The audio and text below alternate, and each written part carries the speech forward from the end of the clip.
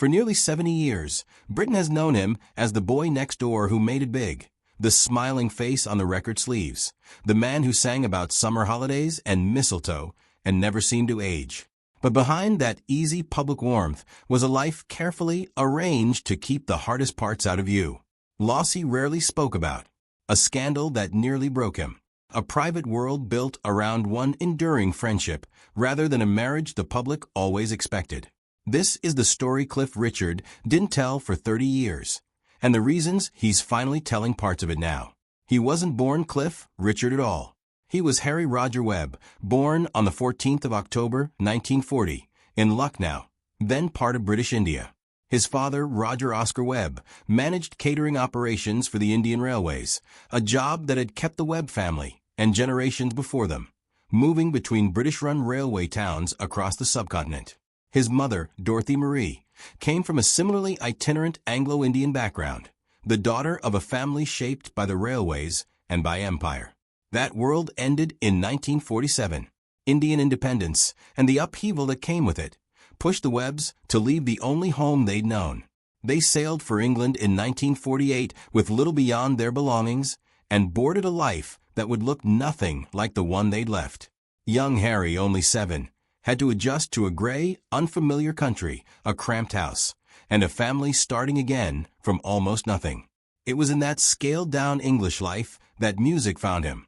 Skiffle swept through Britain in the mid-1950s, and like thousands of other teenagers, Harry caught the bug. His father bought him his first guitar, a gift that, in hindsight, quietly rerouted the rest of his life. He drifted through a couple of amateur groups before settling into a lineup that would eventually be renamed the Drifters, and then, more famously, the Shadows. His father wouldn't live to see how far it went. Roger Webb died in 1961, just as his son's career was catching fire. Cliff has said in later interviews that his father was the one who believed in him before anyone else did, and that losing him so early left a gap that fame never quite filled. With his father gone, the responsibility for supporting his mother and 3 younger sisters landed on a young man who was simultaneously becoming one of the most recognizable faces in Britain. There wasn't room, in that moment, for him to fall apart. Friends and biographers have suggested that the composed, dependable image the public came to associate with him wasn't just a persona. It was forged early, out of necessity. Grief would return to his family more than once. His mother was later diagnosed with Alzheimer's disease, and Cliff spent years watching her decline before she died in 2007, including stretches where she no longer recognized him. Then, in 2016, his younger sister Donna died suddenly, arriving, cruelly, only weeks after Cliff had finally been cleared of the false abuse allegations that had consumed nearly 2 years of his life. Donna had been one of his closest sources of support through that ordeal. Her death took away the person who had helped him hold on. By 1958, the boy who'd arrived in England as a refugee from a vanished colonial world was standing in Abbey Road Studios recording a song called Move It. It was recorded quickly, almost casually, but it landed like a thunderclap, raw, propulsive, and unlike anything British audiences had heard from a homegrown act. Many historians of British pop still point to that single as the moment the country's own rock and roll sound was born. Almost overnight, Cliff Richard, the stage name Harry had adopted at the suggestion of an early manager, became Britain's answer to Elvis Presley. The 1960s brought a run of hits and films that turned him into a genuine national phenomenon. Living Doll, The Young Ones, Summer Holiday. He wasn't just topping charts, he was filling cinemas and receiving the kind of adoration usually reserved for the biggest stars on either side of the Atlantic. But the machinery behind that success left almost no space for an ordinary life. While his old schoolmates were settling into marriages and steady routines, Cliff was living out of tour buses, hotel rooms, and recording studios. His calendar dictated entirely by the next single, the next film, the next tour. Then, at the height of that momentum, in 1964, he did something that stunned an industry built on rebellion. At 24 years old, he became a born-again Christian. It was a decision that ran directly against the current of the era. Where many of his peers were leaning into scandal and excess, Cliff began reshaping his lyrics, turning down certain bookings, and, by his own account, seriously weighing whether to leave the music business behind entirely for missionary work or teaching. Some in the industry assumed his career was effectively finished. It wasn't. He adapted instead of disappearing, softening his sound and settling into a more mature public image. He may have shed some of his rock and roll audience in the process, but he gained a devoted, steadier following in return. The choice also set him apart from his peers in a more personal way. While much of the entertainment world was chasing headlines through excess, Cliff was living by a different code, one that quietly widened the distance between his life and anything resembling ordinary. The hits never really stopped. Through the 70s, 80s, and 90s, he kept reinventing himself. Devil Woman, We Don't Talk Anymore, Wired for Sound. And later the Christmas standards, Mistletoe and Wine, and Savior's Day, that are still played in British homes every December. Over the course of his career, he sold well over 20 million singles in the UK alone, and he remains the only artist in British chart history to land a top 5 album in 8 consecutive decades, a record that may never be matched. For all his success, one question followed Cliff Richard more persistently than any other. Why didn't he ever marry? It didn't help that one of his own hits, Bachelor Boy, released in the early 1960s as a light, throwaway pop song about a young man enjoying his freedom before eventually settling down, ended up trailing him for the rest of his life. As the decades passed and no wedding ever came, the playful title curdled into a kind of permanent tabloid shorthand for his private life. Cliff never gave interviewers a tidy explanation. In his autobiography, he's written candidly about having experienced real love and meaningful relationships over the years, while also acknowledging that the life he'd chosen, constant touring, relentless public scrutiny, almost no privacy, made the kind of sustained partnership marriage requires extraordinarily difficult to build. The most publicly scrutinized relationship of his life was with former tennis champion Sue Barker in the 1980s, a pairing the British press treated almost like a royal romance. Cliff has said since that he came close to proposing, but ultimately pulled back, concluding that his feelings weren't strong enough to justify that kind of lifelong commitment, a decision he's framed as fairer to both of them than pushing forward would have been. Fame itself, he suggested, made trust and intimacy harder to sustain. A life spent constantly traveling, constantly watched, rarely able to simply exist without an audience, isn't an easy foundation for building something lasting with another person.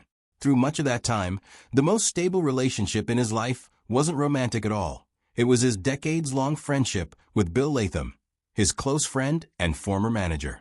For more than 30 years, the two shared a home in Sunningdale at various points alongside Bill's mother and, during her illness, Cliff's own mother too. Their closeness fueled endless speculation, but Cliff has always described Bill in familial terms, a brother, someone who knew him beyond the persona and the spotlight. When Bill died in 2022, it was one of the rare moments Cliff allowed the public to see him genuinely shaken.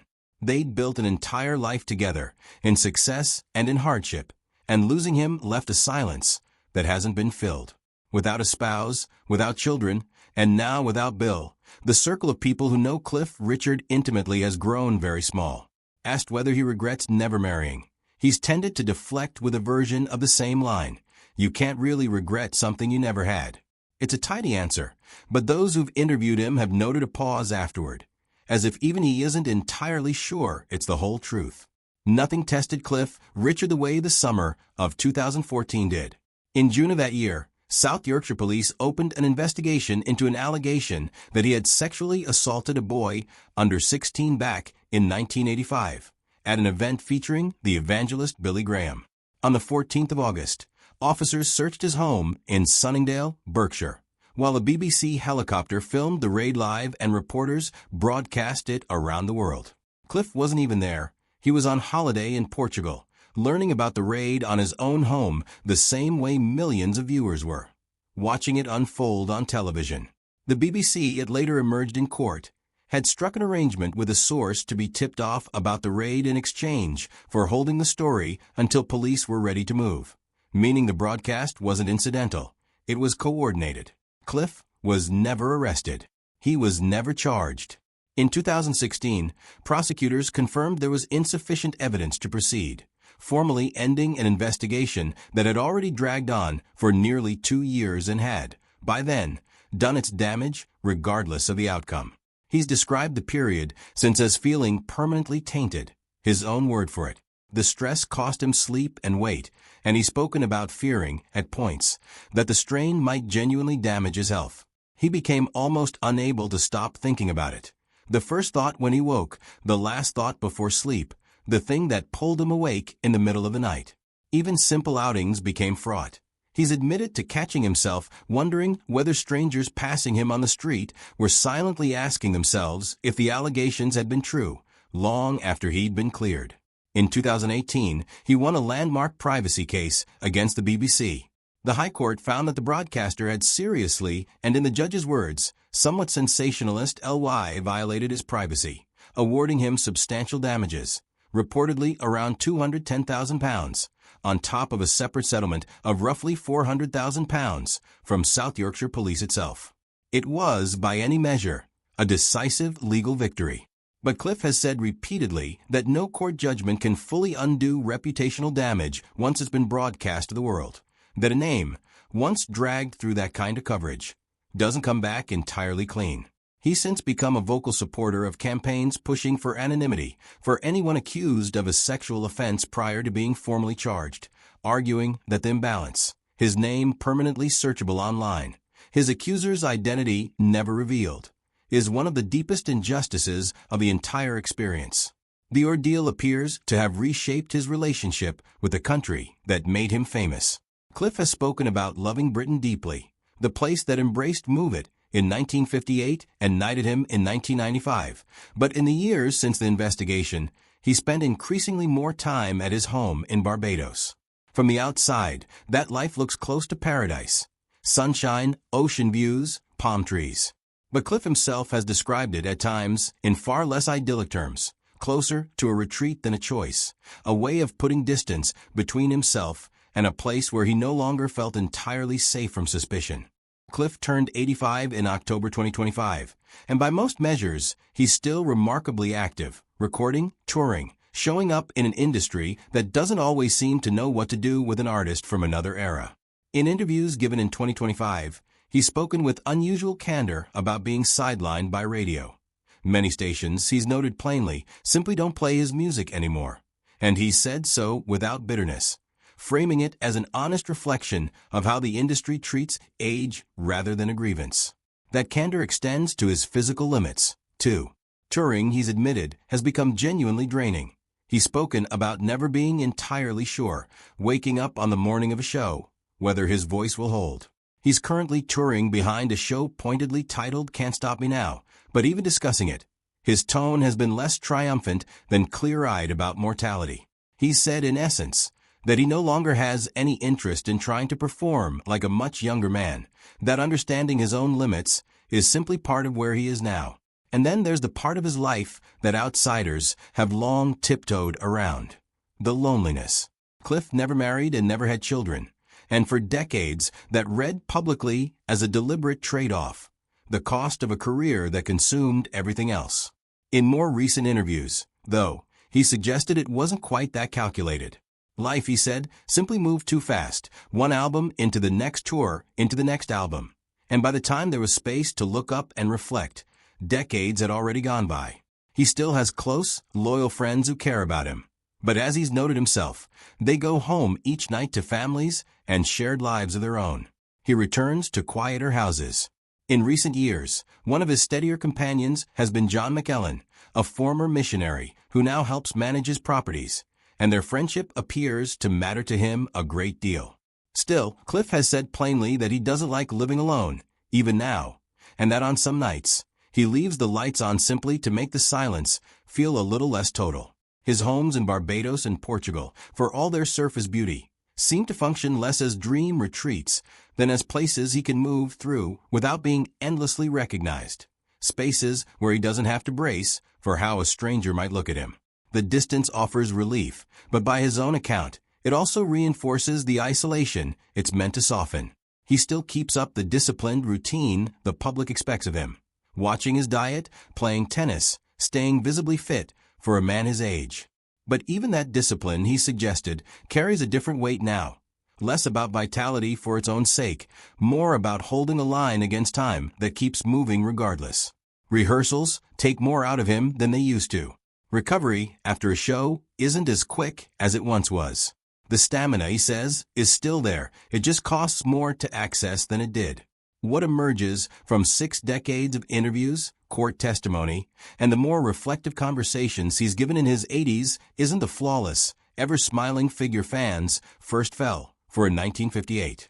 It's a man who built an extraordinary career on discipline and privacy in equal measure, who buried early grief under work because there was no alternative, who chose faith over rebellion when it would have been easier to do the opposite, who survived a scandal that would have broken plenty of people, and who has spent much of his later life quietly negotiating with a solitude he never quite planned for. The stage has been the one constant thread running through all of it, 60-plus years of identity, direction, and purpose bound up in something he still isn't sure how to imagine his life without.